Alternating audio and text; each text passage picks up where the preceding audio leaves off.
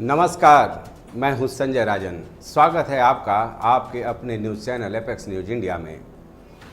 आप देख रहे हैं आपका अपना विशेष कार्यक्रम मुद्दे की बात राजन के साथ। हर दिन की तरह इस बार भी हम आपके लिए लेकर आए हैं देश दुनिया की कुछ चुनिंदा खबरों को विस्तार से। हमारी ये कोशिश होती है कि इस कार्यक्रम के जरिए आपको चुनिंदा बड़े मुद्दों के हर पहलुओं से रूबरू कराऊं।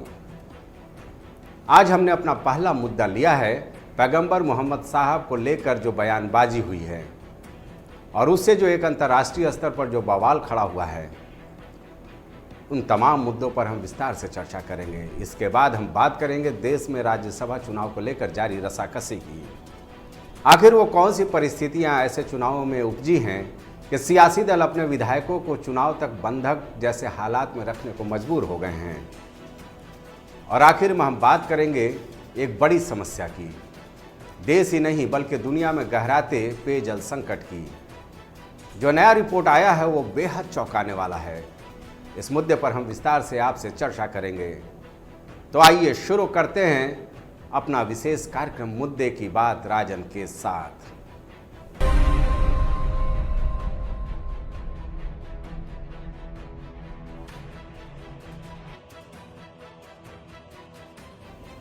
तो जैसा कि मैंने पहले ही आपको बताया कि आज हमने पहला मुद्दा चुना है पैगंबर मोहम्मद साहब को लेकर जो बयानबाजी किया गया, विवादित जो बयान आया है बीजेपी प्रवक्ता नुपुर शर्मा की ओर से, उस पर हम विस्तार से चर्चा करेंगे। उस बयान के बाद न केवल अपने देश में बल्कि एक इंटरनेशनल इशू के तौर पर यह काफ़ी एक गंभीर मुद्दा बनता हुआ नजर आ रहा है। अरब के देशों तक में एक नया बवाल पैदा हो गया है। हालांकि बीजेपी ने नुपुर शर्मा को प्रवक्ता पद से तत्काल बर्खास्त कर दिया है। नुपुर ही नहीं बल्कि नुपुर के बयान के समर्थन में सोशल मीडिया पर लिखने वाले बीजेपी के प्रवक्ता नवीन जिंदल को तो बीजेपी ने पार्टी से बाहर ही कर दिया है। ये तो आप जानते ही होंगे। लेकिन इस कार्रवाई से बात बनती नजर नहीं आ रही है। बात इतनी बढ़ी कि कानपुर में क्या कुछ हुआ। चंद किलोमीटर की दूरी पर प्रधानमंत्री की मौजूदगी थी। राष्ट्रपति रामनाथ कोविंद, सूबे के मुख्यमंत्री योगी आदित्यनाथ, राज्यपाल आनंदीबेन पटेल और इन सब की मौजूदगी में व्यावसायिक नगरी कानपुर को दंगे की आग में झोंकने की कोशिश हुई। वहां भी कार्रवाई का दौर जारी है। अभी तक करीब 50 लोग या तो गिरफ्तार किए जा चुके हैं या फिर पुलिस के सख्ती के डर से खुद को पुलिस के हवाले कर रहे हैं। नुपुर शर्मा के खिलाफ महाराष्ट्र में एफआईआर तक दर्ज हो गई है। उनको वारंट जारी हो गया है। पूरे कानपुर में जगह जगह पुलिस दंगाइयों के पोस्टर लगाए जा रहे हैं। पूरे मामले को लेकर जांच का दौर भी जारी है। योगी सरकार ने साफ कर दिया है कि किसी भी कीमत पर दंगाइयों को बख्शा नहीं जाएगा। एक सोची समझी साजिश को लेकर फिलहाल स्थानीय प्रशासन से लेकर लखनऊ शासन तक में शक्ति साफ तौर पर दिखाई दे रही है। लेकिन समझिए, इन सब के बीच जो कुछ हो रहा है, जगह जगह मंदिर मस्जिद का विवाद और एक से बढ़कर एक भड़काऊ बयानबाजी से देश की छवि को कितना नुकसान हो रहा है। दरअसल आज हम चर्चा इसी पर करेंगे। इस बात से ऐसा करने वाले यानी अतिवादी हिंदू संगठन के चुनिंदा नुमाइंदों की बात की जाए या फिर कट्टर इस्लामिक संगठनों के नुमाइंदों की बात की जाए, वो बिल्कुल बेखबर नजर आ रहे हैं। बात लगातार गंभीर होती जा रही है। अपने पहले के कई कार्यक्रमों में मैंने बार बार आगाह किया है कि सियासत अपनी जगह, अदालत की कार्रवाई अपनी जगह, लेकिन इन सब के बीच देश में अमन, चैन और छवि पर आंच नहीं आनी चाहिए। लेकिन अब ऐसा लगता है कि बात बहुत आगे बढ़ती जा रही है। लगातार कई ऐसी घटनाएं हैं जिनका जिक्र मैंने इसके पहले भी किया था, जो देश के लिए बेहतर नहीं है। कोरोना काल के बाद देश अपनी पूरी गति से अपने नुकसान की भरपाई में लगा है, लेकिन अचानक इस्लामिक और हिंदूवाद के बीच उपजे विवाद ने देश में एक अजीब सा हालात पैदा कर दिया है। बेहद दुर्भाग्यपूर्ण है, चिंता का विषय है जो कुछ हो रहा है। अब बयानबाजी की होड़ में बगैर सोचे समझे बयान देने वाली नुपुर शर्मा की वजह से अरब देशों में बवाल खड़ा कर दिया है। आप जानते भी होंगे, पढ़े भी होंगे कि अभी तक 14 देशों ने, जिसमें ईरान की बात कर ली जाए, इराक की बात कर ली जाए, कुवैत की बात कर ली जाए, यूएई की बात कर ली जाए, ओमान की बात कर ली जाए, तमाम ऐसे देश हैं जिनसे हमारे बेहतर व्यापारिक और सामरिक संबंध रहे हैं। पैगंबर मोहम्मद साहब की टिप्पणी को लेकर सब आक्रोशित हैं, आलोचना कर रहे हैं। सऊदी अरब, कुवैत और बहरीन और कुछ ऐसे ही देश हैं जिन्होंने और सख्ती दिखाई है। वहाँ के जो सुपर स्टोर हैं जिसमें भारतीय सामानों की भरपूर बिक्री होती है, उस पर पूरी तरह से प्रतिबंध लगाया जा चुका है। एक 57 मुस्लिम देशों का इस्लामिक सहयोग संगठन यानी OIC, आप भी जानते होंगे इस ऑर्गेनाइजेशन के बारे में, इस बयान के खिलाफत में वो साफ तौर पर उतर आया है। आरोप ये लगाया गया है कि भारत में हाल के दिनों में मुसलमानों के खिलाफ हिंसा का मामला बढ़ता जा रहा है। अब जरा देखिए, यह कोई पहला मौका नहीं है जब देश में उत्पन्न कोई विवाद इंटरनेशनल इशू बना हो। इस तरह के धार्मिक जो बयान होते हैं उसकी मैं चर्चा कर रहा हूँ। 2015 में सांसद तेजस्वी सूर्या ने सऊदी अरब की महिलाओं के लिए आपत्तिजनक ट्वीट किया था। सोशल मीडिया पर विवाद बढ़ने पर तुरंत उनको सार्वजनिक तौर पर माफ़ी मांगनी पड़ी।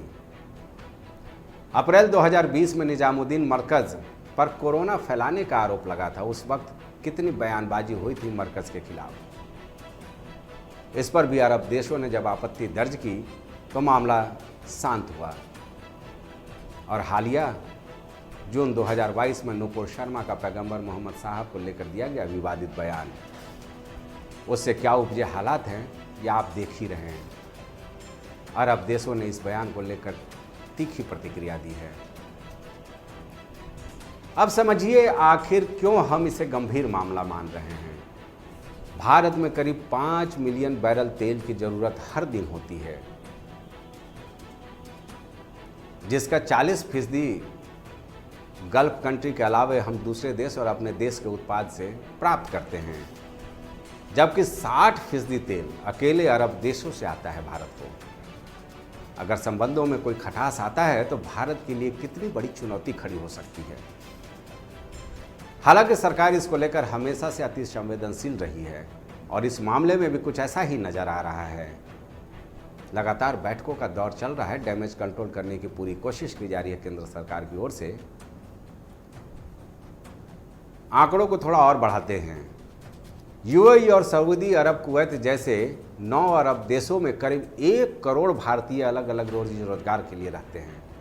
यह आंकड़ा कोई छोटा नहीं है। इस नज़रिए से भी अरब देशों के साथ भारत का संबंध बेहतर रहना मायने रखता है। भारत को खाड़ी के देशों से भारी भरकम रकम भी वहां रहने वाले भारतीयों से हासिल होता है। एक आंकड़ा मैंने देखा जो मैं आपको बता भी रहा हूं कि औसतन करीब हर साल 6.5 लाख करोड़ रुपए अरब देशों में काम करने वाले भारतीय अपने देश में रहने वाले परिजनों को भेजते हैं। ये बहुत बड़ी रकम है। इसके अलावा बात की जाए अरब या खाड़ी देशों के साथ व्यापार की तो औसतन हर साल 30 से 40 लाख करोड़ रुपए के सामानों का निर्यात इन जो 57-58 देशों की मैं बात कर रहा हूँ उनसे भारत का चलता है। सबसे ज़्यादा हमारा जो सामानों का निर्यात है वो UAE से है, करीब 6 लाख करोड़। अब आप समझ गए होंगे कि हमारे लिए अरब के देशों की कितनी अहमियत है और ऐसे बयान बहादुरों की वजह से कितनी बड़ी चुनौतियों के दौर से देश गुजर रहा है। अब तो हमें ये समझना होगा कि आखिर क्यों मैं बार बार कहता हूं कि देश में बेवजह पैदा किया जाने वाला सांप्रदायिक माहौल देश के लिए कतई बेहतर नहीं कहा जा सकता। चलिए एक बार फिर अपील करूंगा अपने इस कार्यक्रम के जरिए कि किसी के बहकावे में आकर किसी बड़े साजिश से आप खुद को अलग रखें। अगर देश की बहु आबादी इन मुट्ठी भर लोगों के बहकावे से खुद को अलग रखे तो शायद ही कानपुर जैसे हालात पैदा हो पाए। देश के लिए यही बेहतर होगा। अब वक्त हो चला है एक छोटे से ब्रेक का। ब्रेक के बाद हम बात करेंगे भारतीय लोकतंत्र में जोड़ तोड़ की राजनीति ने क्या माहौल पैदा कर दिया है। अब चुनाव के पहले सियासी दल अपने ही विधायकों की घेराबंदी करने में जुट गए हैं। नज़ारा कई राज्यों में राज्यसभा चुनाव को लेकर काफी दिलचस्प है। क्या कहती है ग्रहों की चाल, कौन सा उपाय बदलेगा आपकी किस्मत, आज क्या करें क्या ना करें, आपकी हर समस्या का हमारे पास समाधान। विद्यावारिधि आचार्य दीनदयाल मणि त्रिपाठी के साथ जल्द आ रहा है भाग्य कनेक्शन, सिर्फ एपेक्स न्यूज इंडिया पर सच के साथ। ब्रेक के बाद आपका एक बार फिर स्वागत है। तो चलिए जरा बात कर ली जाए काफी दिलचस्प हो चुके राज्यसभा चुनाव की। सियासत में शाह और मात का खेल इतना ज्यादा बढ़ चुका है कि सियासी दलों को अपने ही सिंबल पर चुनाव जीतने वाले विधायकों पर ही भरोसा नहीं रहा। दरअसल देश में सियासत का ये नया रूप है जो पिछले कुछ सालों से ट्रेंड कर रहा है। जब भी इस तरह के राज्यसभा का चुनाव का मौका हो या किसी राज्य में किसी सरकार को विश्वास मत हासिल करने का मामला हो, एक अजीब सा नजारा देखने को मिलता है। सबसे पहले सियासी दल अपने विधायकों को या मतदान में शामिल होने वालों को नज़रबंद कर लेते हैं। गाड़ियों में भरकर माननीयों को किसी शानदार रिसोर्ट में ले जाने की तस्वीरें आम होती हैं और फिर मतदान वाले दिन उनको मंच पर लाने की कवायद की जाती है। ये राजनीति में जोड़ तोड़ की परिपाटी को लेकर पैदा हुआ नया ट्रेंड का ही हिस्सा है। विधायकों की खरीद फरोख्त की परिपाटी का ही परिणाम है।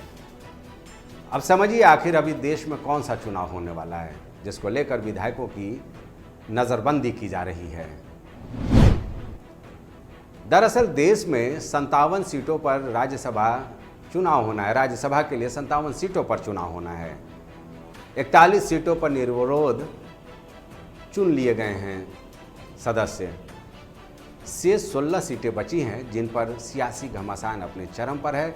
10 जून को इन 16 सीटों पर मतदान होना है। राज्य कौन कौन से हैं जहां चुनाव होने हैं? महाराष्ट्र की बात कर ली जाए, कर्नाटक की बात कर ली जाए, राजस्थान की बात कर ली जाए, हरियाणा की बात कर ली जाए। इन राज्यों में 10 जून को मतदान होना है और उसी दिन परिणाम भी आने हैं। महाराष्ट्र के 6 सीटों पर, राजस्थान और कर्नाटक के 4-4 सीटों पर, हरियाणा के 2 सीटों पर मतदान होना है।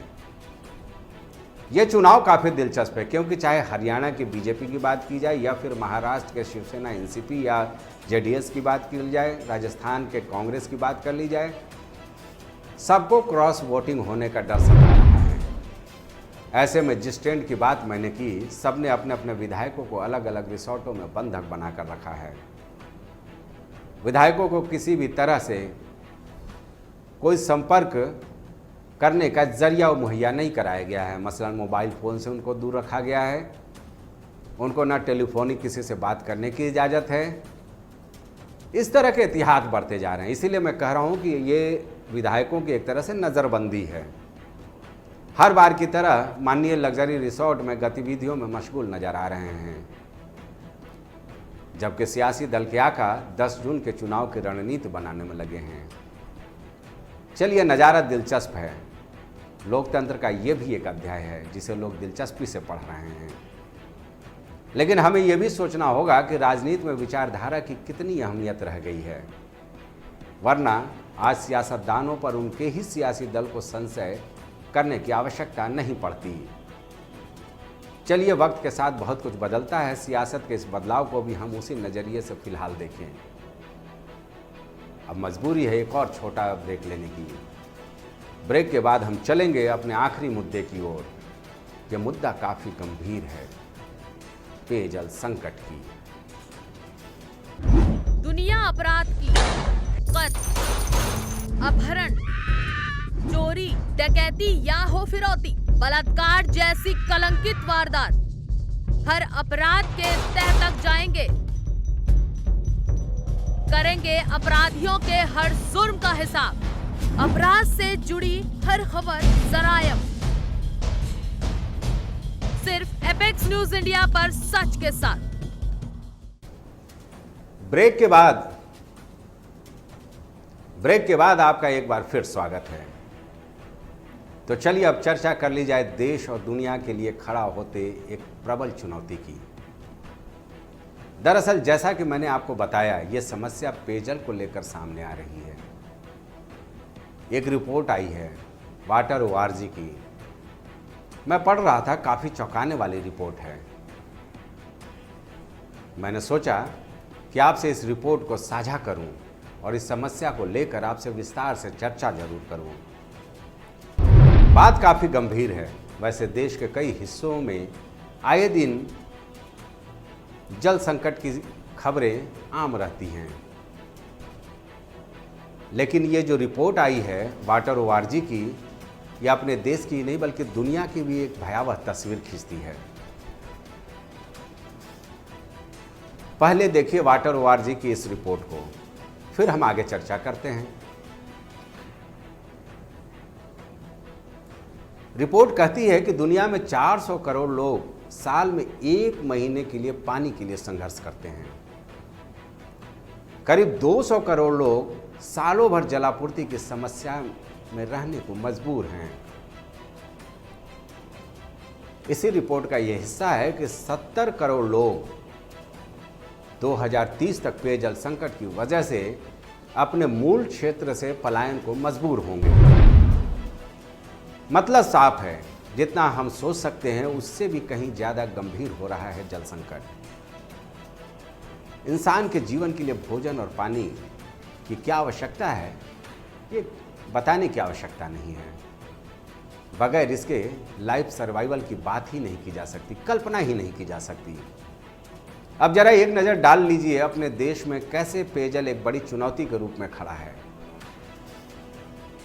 हालांकि सरकार लगातार प्रयास भी कर रही है कि कैसे जल संकट वाले क्षेत्रों को इस समस्या से उबारा जा सके। आपके लिए ग्राफिक्स लेकर आए हैं, पहले आप इसको ध्यान से देख लीजिए, बहुत सारी चीज़ें स्पष्ट होंगी। बुंदेलखंड क्षेत्र में पिछले कई सालों से जल संकट बरकरार है। ये भारत के लिए राजस्थान के कई इलाकों में भी जल संकट बरकरार है। दौसा की बात की जाए, बाड़मेर की बात की जाए, जैसलमेर की बात की जाए, वहाँ हालात इतने नासाज हैं कि आज ट्रेनों से लोगों तक पेयजल पहुँचाया जा रहा है। महाराष्ट्र का एक जगह है, मैं पढ़ रहा था, मुझे भी बहुत आश्चर्य हुआ, लाहौरियाद गांव है एक, वहाँ पर पेयजल की संख्या इतनी भयावह हो चुकी है कि 3 दिन में एक परिवार को महज 15 लीटर पानी की आपूर्ति की जा रही है। नासिक में जल संकट 50 साल का रिकॉर्ड तोड़ चुका है। श्रीनगर के हाबाद इलाकों में पानी के लिए घंटों लोग इंतजार कर रहे हैं। इस तरह के तमाम आपके पास नज़ीरे हैं। इसके अलावा एक आंकड़ा और भी है, आपके लिए लेकर आया हूँ, जरा इस पर भी नज़र डालिए, यह भी आपको संभवतः जागरूक कर पाए। अपने देश में आज भी 6% आबादी को साफ पेयजल नहीं मिल रहा है। करीब 9 करोड़ आबादी को साफ पीने का पानी नहीं मुयस्सर है। दुनिया में होने वाले भूजल दोहन का 25% हिस्सेदारी भारत के खाते में है। और एक आंकड़ा और है, आर्थिक रूप से अगर इसको जोड़ा जाए तो 2.66 करोड़ घंटे महिलाएं भारत में पानी की तलाश में हर दिन लगाती हैं। यह बेहद चौंकाने वाला आंकड़ा है। अपने देश की बात करें तो हर साल देश में करीब 4000 बिलियन क्यूबिक मीटर पानी की उपलब्धता है, जिसमें से केवल 2000 बिलियन क्यूबिक मीटर पानी ही उपयोग लायक होता है। हमारे पास आज की तारीख में केवल 250 बिलियन क्यूबिक मीटर ही जल संरक्षण की क्षमता है। अगर सारे बांध, छोटे बड़े तालाब, जलाशयों की क्षमता का हम आकलन करें तो उसके बाद ये आंकड़ा निकल कर आता है। 750 बिलियन क्यूबिक मीटर पानी हम भूगर्भ से निकालते हैं और हम रिचार्ज कितना करते हैं? महज केवल 450 बिलियन क्यूबिक। अब सोचिए, अगर हम समय रहते नहीं चेतते हैं तो हालात किस कदर बेकाबू होता जाएगा। भारत की नीति आयोग का मैं रिपोर्ट देख रहा था, इस बात की चिंता साफ तौर पर उसमें भी देखी जा सकती है। नीति आयोग की रिपोर्ट में साफ कहा गया है कि अगर कोई ठोस कदम नहीं उठाया गया तो 2020 तक कई ऐसे शहर हैं जिसमें जिक्र किया गया है दिल्ली का, बेंगलोर का, चेन्नई का, हैदराबाद का, इस तरह के 21 शहरों का जिक्र किया गया है जिसमें बताया गया है कि भूजल से वो बाहर निकल जाएंगे, यानी ग्राउंड वाटर वहाँ पर बिल्कुल समाप्त हो जाएगा और इससे करीब 100 मिलियन आबादी बुरी तरह प्रभावित होगी। नीति आयोग की इस रिपोर्ट को आधार बनाकर आज केंद्र सरकार जल संकट को लेकर एक बृहद कार्य योजना पर काम कर रही है। देश भर में अमृत सरोवर के जरिए जल संचय को बढ़ावा दिया जा रहा है। इसके अलावा वाटर हार्वेस्टिंग की बात की जाए, उस सिस्टम को भी मजबूती देने की कवायद शुरू कर दी गई है। बेहतर है देश में इस क्षेत्र में काम ईमानदारी से की जाए, वरना उस समय की कल्पना करें जब लोग बूंद बूंद पानी को मोहताज होंगे। तो ये था आज का हमारा विशेष कार्यक्रम मुद्दे की बात राजन के साथ। आज के लिए बस इतना ही। फिर मिलेंगे आपसे अगले कार्यक्रम में कुछ और बड़े मुद्दों के साथ। तब तक मुझे दीजिए इजाज़त। अपना विशेष ख्याल रखिएगा। और हाँ, जाते जाते आपसे इस कार्यक्रम को लेकर आपके सुझाव के भी मुझे इंतज़ार रहेगा। नमस्कार।